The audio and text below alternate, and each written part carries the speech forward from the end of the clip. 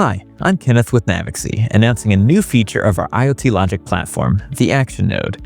Before the implementation of this new feature, IoT Logic could work automatically with data received from devices, which was very helpful. However, our users were very limited. They couldn't create workflows and automated business processes between the software and hardware.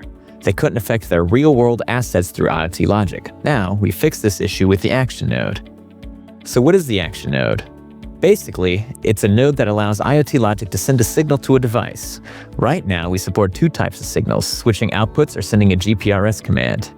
Let's see how it looks by creating one. In this example, I've already defined a workflow here, so I'll just open the pre-made Action Node. As the first step, I'm able to change the name to anything I want. Then I can select the type of command to use. For example, if I want to switch an output, I need to configure the output number and its state, whether it be on or off. To send a GPRS command, I need to enter the command itself. It's very important that the command is supported by the devices that are defined in the Action source node. Otherwise, the command will not be applied. This is a crucial aspect of this functionality. Of course, it's also possible to add multiple actions within a single Action node. For example, we can send a GPRS command and switch multiple outputs at the same time. Fairly simple, right? We create a node, define the type of command we want to use, and then configure it. I also want to mention that the Action node becomes even more powerful when combined with a logic node. As you can see here, this allows us to perform specific actions based on certain conditions defined in the logic node. For example, if the temperature goes higher than 10 degrees, we can turn on a refrigerator that's connected to the output.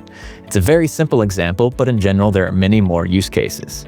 We follow an approach where we provide nodes, or in other words, building blocks, for our users.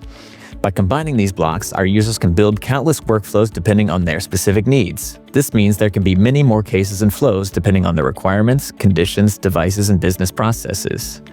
However, both we and our users need to be very careful with the Action node. With great power comes great responsibility. We must be very careful because it affects not only the digital world, but the real world. Sending the wrong command in real time could have very bad consequences. That's why we need to be thoughtful with every action we configure. Thank you for watching.